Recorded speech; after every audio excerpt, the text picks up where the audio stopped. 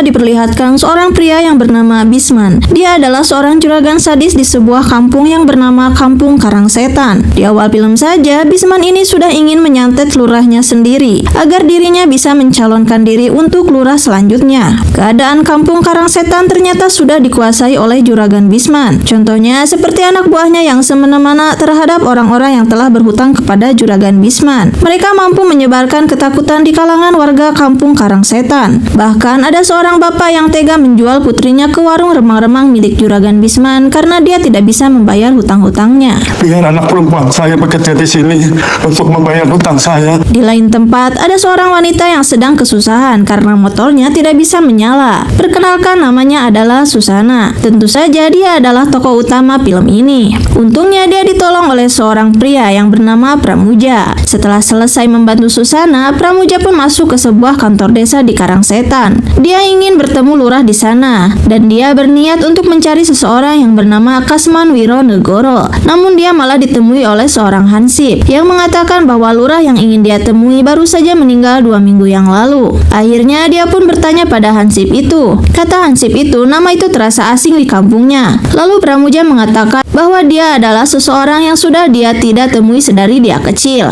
Akhirnya hansip itu pun mengatakan bahwa dia akan membantunya sebisa mungkin. Dan akhirnya Pramuja pun kembali dengan tangan kosong. Gun tahu.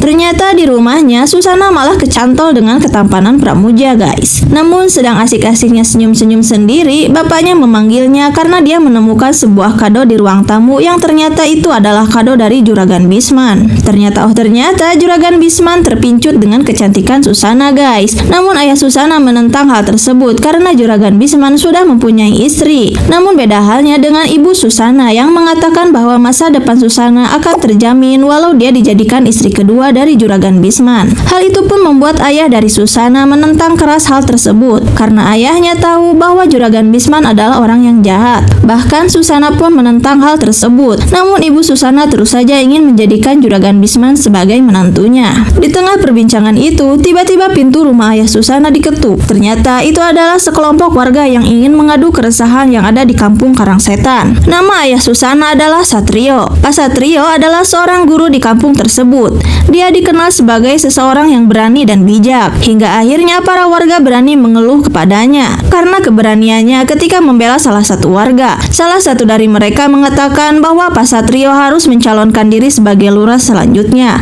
agar juragan Bisman mempunyai saingan, dan para warga pun akan memilih Pak Satrio menjadi lurah selanjutnya. Karena jika Bisman hanya satu-satunya calon lurah, maka Kampung Karangsetan ini akan menjadi kacau. Mendengar itu, Pak Satrio merasa bimbang. Setelah kepulangan para warga, Susana pun lalu menghampiri bapaknya untuk tidak menjadi seorang pahlawan di kampung ini karena akan membahayakan diri dan keluarganya. Namun ternyata demi Kampung Karangsetan, bapaknya pun berani mencalonkan diri menjadi lurah. Sialnya, pertemuan itu dipergoki oleh anak buah juragan Bisman. Lalu mereka pun mengadukan hal tersebut kepada bosnya. Mendengar Pak Satrio akan menjadi batu penghalang dirinya, dia pun lalu pergi ke dukun langganannya untuk kembali menyantet seseorang yang ternyata itu adalah bapaknya Susana. Juragan Bisman akan maju sendirian sebagai calon tunggal. Karena memang itu yang dia mau. Santet yang dikirim Bisman pun akhirnya terbang ke rumah Pak Satrio, hingga membuat Pak Satrio merasakan panas di sekujur tubuhnya. Tangan dan kakinya pun sampai melepuh dan mengeluarkan belut-belut hitam. Dan akhirnya Pak Satrio pun tewas oleh santet.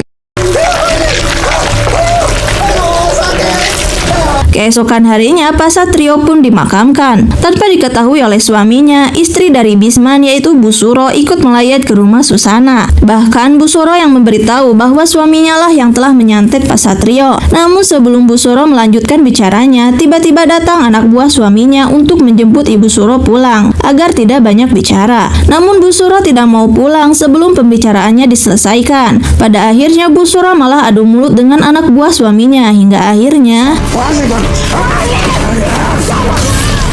Melihat kejadian tersebut, Susana pun panik dan dia pun kabur karena ketakutan. Takut Susana akan mengadu, para preman itu pun mengejarnya sampai ke dalam hutan. Hingga akhirnya Susana pun terpojok di atas jurang dan akhirnya dia pun terjatuh karena terpeleset. Akankah Susana berubah menjadi kuntilanak? Sabar dulu, mari lanjutkan ceritanya. Setelah kejadian itu, jasad Bu Suro pun sudah berada di rumahnya. Alih-alih sedih kehilangan istrinya, Bisman malah menanyakan keberadaan Susana. Karena takut disantet oleh bosnya, para para preman itu pun mengatakan bahwa Susana kabur ke hutan dan tak bisa ditemukan. Bisman pun hanya bisa memerintahkan mereka untuk terus mencari keberadaan Susana. Jangan sampai terjadi apa-apa dengan Susana. Baik, juragan. Kembali ke Susana, ternyata Susana selamat guys. Cuman ketika terjatuh, punggung Susana tertancap ranting pohon yang runcing. Akhirnya Susana pun mengambang. Untungnya Pramuja yang sedang bersemedi melihat dan menolong Susana. Pramuja pun membawa Susana ke rumah budenya yang bernama Gayatri, yang ada di kampung sebelah di tengah hutan. Setelah 3 minggu lamanya, akhirnya Susana pun sadar. Bahkan hari-hari setelahnya, Susana dirawat oleh Pramuja, sehingga percikan api cinta pun terjalin di antara mereka.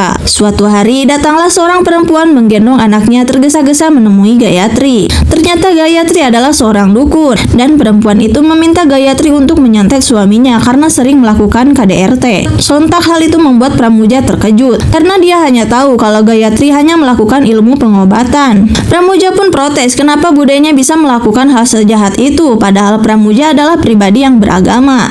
Namun Gayatri malah mengusir Pramuja. Tapi beda hal dengan Susana, dia malah tertarik dengan ilmu perdukunan. Dia pun meminta Gayatri untuk mengajarkannya ilmu hitam itu. Ternyata Gayatri memang mengincar Susana dari awal, karena ternyata Susana bisa melihat wanita yang selalu ada di samping Gayatri. Ternyata wanita itu bukanlah manusia, melainkan jin peliharaannya. Akhirnya Gayatri memberikan syarat untuk menjadi dukun, yaitu harus berdiri 7 hari 7 malam tanpa tidur, mandi di air laut dan bersemedi di gua 40 hari 40 malam, sampai perewangan yang berjodoh dengannya datang dan memberikan pusaka. Dan ternyata Susana berhasil sudah jadi dukun. Kamu akan menemukan perewangan yang berjodoh denganmu. Di tempat lain, Pramuja kembali ke kantor desa Karangsetan yang sekarang Juragan Bisman sudah resmi menjadi lurahnya. Dia pun menanyakan kembali perihal seorang pria yang bernama Kasman Wironegoro. Namun ternyata Bisman seperti terpancing emosi ketika mendengar nama itu. Pramuja pun melanjutkan bahwa Kasman adalah bapaknya yang tak pernah dia lihat lagi semenjak kecil. Namun jawaban Bisman membuat Pramuja merasa heran karena Bisman mengatakan bahwa Kasman adalah seorang pria biadab yang sudah memperkaos seorang wanita, kemudian tidak bertanggung jawab. Bahkan Bisman mengatakan bahwa Kasman sudah meninggoy. Bisman mengatakan seperti itu sambil marah lalu pergi. Kopi apa ketinggunya nih? Kopi, juragan. Jawab lagi. Kembali ke Susana, setelah dia mendapatkan ilmu hitamnya, akhirnya dia pun kembali ke kampung Karangsetan untuk menemui ibunya. Dan betapa terkejutnya ketika dia melihat ibunya hanya bisa terbaring di kasurnya dengan penuh luka lebam di tubuhnya. Susana pun bertanya apa yang terjadi. Ibunya pun mengatakan setelah kepergian Susana, anak buah Bisman selalu datang ke rumahnya untuk meminta makan dan juga mabuk-mabukan di dalam rumah. Jika makanannya tidak enak, maka para preman itu akan menyiksanya. Hingga akhirnya tubuh ibu Susana tidak kuat lagi dan hanya bisa berbaring. Mendengar itu, dendam Susana pun kian membara. Hingga akhirnya ibu Susana pun menghembuskan napas terakhirnya setelah mengatakan semua itu.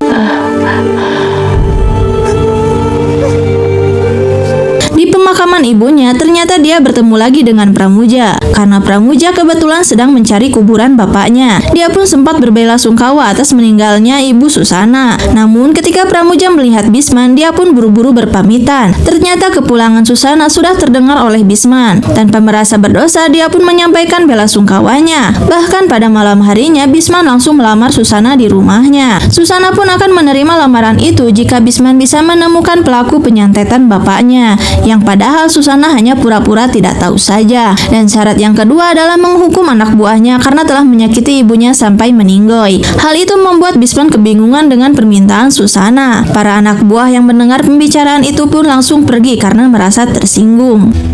Saya juga baru bisa tenang setelah Pak Bisman menghukum ketiga anak buah Bapak. Mereka bertiga pun berkumpul dan membahas persoalan permintaan Susana. Si gondrong ini yang bernama Banteng pun mengusulkan untuk melenyapkan Susana terlebih dahulu sebelum juragan mereka melenyapkan mereka bertiga. Namun hal itu ditentang keras oleh kedua temannya. Namun Banteng tetap akan melakukannya walaupun sendiri. Lebih baik bodoh tapi bertindak daripada pintar tapi pengecut. Lalu dia pun pergi ke rumah Susana berniat untuk menyakitinya. Namun dia malah menemukan ular berbisa di rumah itu. Karena ketakutan dia pun kabur, namun ular itu masih mengejarnya. Dan inilah santet pertama Susana dilakukan. Banteng pun pergi dengan sebuah mobil curian, namun ular itu malah masuk ke celananya dan membuat dirinya oleng hingga mobil itu pun terjungkal menindih tubuhnya. Dikira akan selamat, ternyata bensin mobil itu malah bocor dan percikan api listrik mobil itu langsung menyambar dan meledakkan mobil hingga membakar tubuhnya. Keesokan harinya dengan dibalut perban seperti mumi, Banteng yang sedang dijenguk Bisma meminta dirinya untuk dibun-bun saja karena tidak kuat menahan sakitnya terbakar. Karena kasihan, akhirnya Bisman pun menuruti kemauan si Banteng. Namun hal itu malah menjadi kesalahpahaman di antara majikan dan anak buah. Tapi demi Allah, saya sama sekali tidak berniat membunuh Banteng. Keesokan harinya si botak yang bernama Lawu terlihat bingung ketika istrinya mengatakan ada seorang wanita datang ke rumahnya mengaku sebagai guru ngaji dan meminta foto dirinya. Si botak pun terlihat gelisah ketika istrinya mengatakan dia sudah memberikan fotonya tersebut, dan ternyata santet kedua Susana pun dilakukan dengan bantuan foto itu. Buat apa dia minta fotomu? Foto? Terus kamu kasih? Tiba-tiba saja Lawu memanjat pohon kelapa di halaman rumahnya. Istrinya pun mengira bahwa suaminya sedang memetik untuk orang yang beli. Namun setelah sampai di atas, Susana pun menyantet si botak agar terjatuh, dan ya, kedua kaki si botak pun akhirnya remuk dan harus diamputasi. Preman yang tersisa terus menyalahkan bosnya karena demi seorang wanita rela menyantet anak buah kepercayaannya. Tentu saja Bisman menyangkal semuanya. Demi seorang perempuan, juga kan gampang sekali mengorbankan anak buahnya sendiri. Akhirnya malam itu preman yang bernama Kawi itu pun mengajak warga di sana untuk membakar dan membunuh dukun langganan bosnya dengan harapan dirinya dan si botak tidak disantet lagi. Ketika kabar kematian si dukun diceritakan, sontak Bisman sangat marah karena Kawi tidak mempercayai dirinya. Bersamaan dengan itu ternyata Susana masih mengirim santet untuk si botak yang langsung disaksikan si Kawi yang membuat Bisman terlepas dari tuduhan anak buahnya. Kali ini Lawu alias si botak meninggoy dengan cara ekstrim karena di telinganya keluar belut yang besar. Keesokan paginya, Pramuja kembali ingin menemui Bisman untuk menanyakan kembali informasi tentang bapaknya. Namun dia malah tidak sengaja menguping pembicaraan Bisman dengan anak buahnya. Kawi mengatakan bahwa santet itu berasal dari dukun suruhan Susana. Awalnya Bisman tidak percaya, namun tidak ada lagi yang memiliki dendam terhadap anak buahnya selain Susana. Akhirnya Bisman pun menyuruh ketiga hansip untuk memata-matai rumah Susan agar bisa tahu siapa yang suka datang ke rumahnya.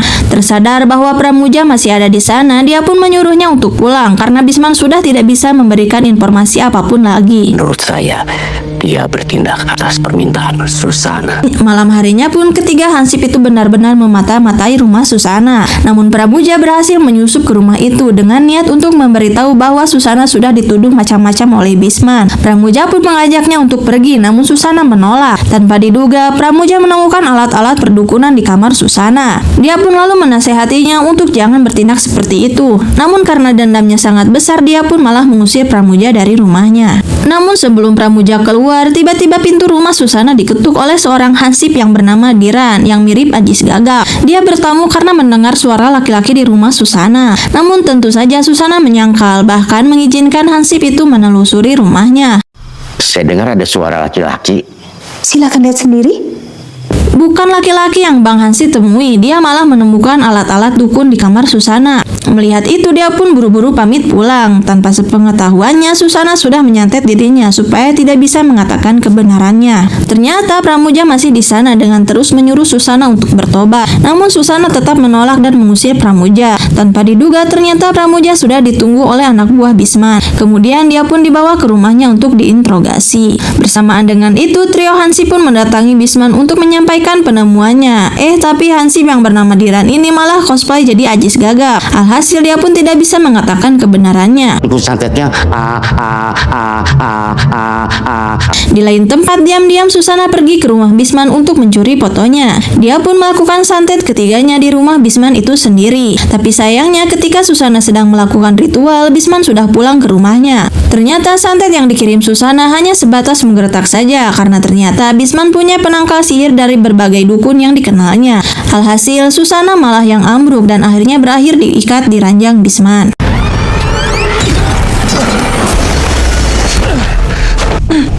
Kamu hebat. berbulan-bulan. Pagi harinya setelah membujuk Susana untuk menyerah namun tidak berhasil, Bisman pun pergi ke dukun kenalan lainnya untuk menyantet Susana agar lupa dengan dirinya sendiri supaya Susana mau menikah dengannya. Kalau aku mengirim santet paruh jiwa ke calon istrimu. Setelah pulang dari dukun itu, ternyata santet itu berhasil membuat Susana lupa diri. Hal itu dipergoki oleh Hansip ini yang bernama Kliwon. Kalau kamu tidak tahu siapa nama kamu, saya kasih saja kamu nama Susana. Setelah selesai urusan dengan Susana, Bisman pun kembali menemui Pramuja untuk pergi dari kampung Karang Setan dan menjauhi Susana karena Bisman akan menikahinya. Hal itu tentu membuat Pramuja kaget hingga ketika dia bisa melihat sendiri perubahan yang dialami Susana sampai tidak bisa mengenali Pramuja lagi. Susana, Kamu siapa? Pramuja pun sangat marah sampai meninju Bisman. Wah, tentu saja anak buahnya tidak tinggal diam. Namun dengan besar hati, Bisman menyuruh Pramuja untuk pergi saja. Malam harinya, si Hansip Kliwon tiba-tiba pergi menemui Susana di kamarnya. Ternyata kepergok sama Pramuja yang kembali untuk menyelamatkan Susana. Ternyata Kliwon juga ingin menyelamatkan Susana, hingga akhirnya mereka pun bekerja sama untuk mengeluarkan Susana dari rumah juragan Bisman. Akhirnya Susana pun bisa diculik dengan bantuan dari Hansip-Hansip itu dan tukang kebun kantor desa. saya kemarin mau menolong Susana. Gue juga. Ternyata tujuan Pramuja adalah ke tempat budenya. Dia pun meminta tolong budenya untuk menyembuhkan Susana yang telah disantet. Karena merasa bersalah telah mengusir Pramuja, akhirnya budenya pun mau menyembuhkan Susana. Maaf Bude, saya terpaksa datang kemari. Setelah Pramuja pamit untuk kembali ke kampung Karang Setan, Gayatri pun langsung melakukan ritual penyembuhannya. Walaupun diserang berkali-kali, tapi Gayatri tetap tangguh menghadapi santet si dukun tua itu. Dengan bantuan sinar bulan dan jimat dari genteng, akhirnya Susana berhasil mengeluarkan santet itu dari tubuhnya dan si dukun tua itu pun meninggoy. Mati, Gayatri mati. Keesokan paginya, Gayatri menemui Susana untuk memberitahu bahwa Bisman punya banyak penangkal. Susana pun memohon agar Gayatri bisa membantunya untuk menyingkirkan penangkal itu. Ternyata Gayatri mau, dan dia juga akan mengajarkan santet yang lebih ganas dari santet kiriman Bisman pada bapaknya Susana, yaitu santet piring sedapur. Namun santet ini bisa mengenai anak keturunan yang disantet. Jika dibatalkan akan mengenai si pengirim santet. Susana pun tidak keberatan dengan hal itu karena yang dia tahu Bisman tidak punya anak. Tahanan dia begitu kuat untuk saya lawan. Di tempat Bisman sedang diadakan acara nikahan tanpa tahu pengantin perempuannya sudah hilang. Alhasil ketika Bisman tahu Susana hilang, dia pun memerintahkan Kawi untuk mencarinya. Kawi! Mana Susana? Namun Kawi malah mengumpulkan warga desa untuk membantunya menemukan Susana dengan ancaman hutang para warga harus dibayar malam itu juga. Jika sampai maghrib nanti Susana tidak ketemu juga, kalian ya harus menanggung akibatnya. Namun ada satu suara yang menentang perintah itu, tidak lain dan tidak bukan ialah Pramuja. Dia pun bahkan memanasi para warga di sana untuk berani melawan anak buah Bisman, karena ternyata hutang-hutang yang dimiliki para warga terjadi akibat ulah Bisman yang telah sengaja menyebarkan hama hingga para warga gagal panen dan harus menggadaikan sawahnya pada Bisman. Mendengar itu, semangat warga untuk melawan pun semakin membara, hingga akhirnya terjadi bentrokan antara warga dan anak buah Bisman. Betul sekali. Saya sendiri yang mengalami. Di hari yang sama, Susana pun mengirim santet pada Bisman, hingga penangkal di rumahnya langsung terbakar. Melihat itu, Bisman pun menyuruh Kawi untuk kabur ke warung remang-remang miliknya untuk mengambil uang di berangkasnya. Kita harus menyelamatkan berangkas uang di lemari kafe. Walaupun sambil dikejar-kejar, Bisman pun akhirnya sampai. Tapi lucunya, kunci berangkasnya malah ketinggalan. Alhasil si Kawi pun disuruh nyongkel di situasi begitu. Kuncinya di rumah. Setelah berhasil mendapatkan uangnya, si Kawi pun berusaha melihat kondisi dan situasi yang ternyata di sana-sini sudah banyak api dan para warga yang ingin menerobos masuk. Si Kawi malah ketiban plafon guys, yang membuat dia terjatuh. Dan bosnya malah meninggalkannya dengan membawa kunci mobil. Akhirnya warga pun bisa membobol tempat itu dan bahkan membunuh semua anak buah Bisman, termasuk si Kawi yang dipentung oleh warga yang dendam. Bisman pun akhirnya lolos dari tempat itu. Namun Pramuja yang melihat itu langsung mengejarnya. Di tengah perjalanan kabur, mobil Bisman malah ditamploki jurik jarian guys, kiriman Susana. Alhasil mobilnya malah masuk jurang. Bahkan Pramuja yang mengejarnya pun merasa heran. Mobil Bisman pun berhenti karena tertancap pohon-pohon dari truk di depannya. Namun untungnya nyawa Bisman masih tertolong. Tapi bohong guys, karena Susana kembali mengirim santet api untuk membakar mobil Bisman bersama orangnya. Pramuja yang melihat itu buru-buru mendekati mobil untuk melihat kondisi. Ternyata Bisman meminta tolong padanya. Namun Pramuja tidak bisa melakukan apa-apa apa-apa dan pada akhirnya mobil Bisman pun meledak. Dan itulah akhir kisah Juragan Bisman dari Kampung Karangsetan.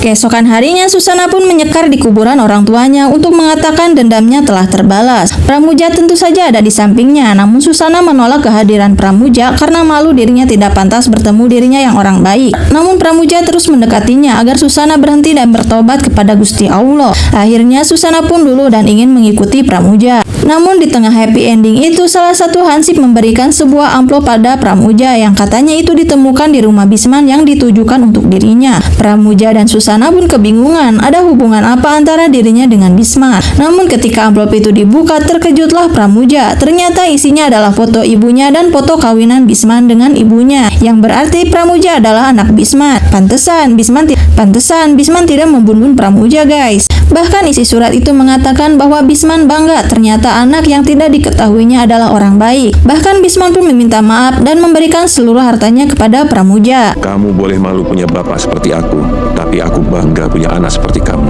Beda terkejutnya dengan Susana mengetahui hal tersebut, karena dia tahu santet yang dikirim ke Bisman juga akan menyakiti Pramuja. Dia pun akhirnya pergi dengan beban pikiran di kepalanya. Pada malam harinya, Pramuja pun berkunjung ke rumah Susana. Namun dia malah mendengar suara rintihan yang ternyata Susana sedang sekarat, dan dia tidak mau ditemui oleh Pramuja. Susana pun mengatakan bahwa dia akan meninggoy karena telah membatalkan santet yang harusnya mengukil anak keturunan Bisman. Mengetahui hal itu, Pramuja pun kaget karena Susana berani berkorban untuk dirinya. Dia pun berusaha untuk mendobrak pintu untuk menolongnya, namun ternyata tidak bisa. Hingga akhirnya Pramuja pun mendengar suara ledakan di kamar Susana. Dengan sekuat tenaga, Pramuja pun berhasil membuka pintu. Namun dia terduduk lemas ketika melihat perut Susana sudah bolong dan Susana sudah meninggoy. Dia pun hanya bisa menangisinya saja.